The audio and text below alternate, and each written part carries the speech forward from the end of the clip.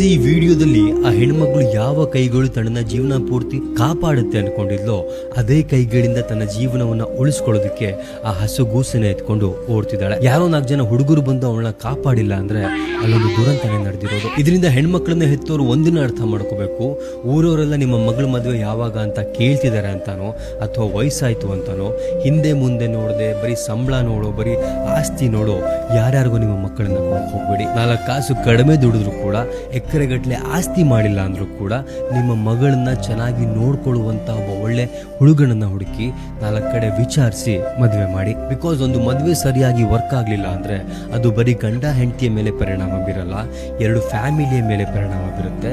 ಎಲ್ಲಕ್ಕೂ ಮುಖ್ಯವಾಗಿ ಅಲ್ಲಿ ಹುಟ್ಟಿರುವಂತಹ ಸಣ್ಣ ಮಕ್ಕಳ ಮೇಲೆ ಪರಿಣಾಮ ಬೀರುತ್ತೆ. ಇದ್ರ ಬಗ್ಗೆ ನಿಮ್ಮ ಅಭಿಪ್ರಾಯ ಏನು ಕಮೆಂಟ್ ಮಾಡಿ ಮತ್ತು ಈ ವಿಡಿಯೋನ ಎಲ್ಲರಿಗೂ ಕೂಡ ಶೇರ್ ಮಾಡಿ.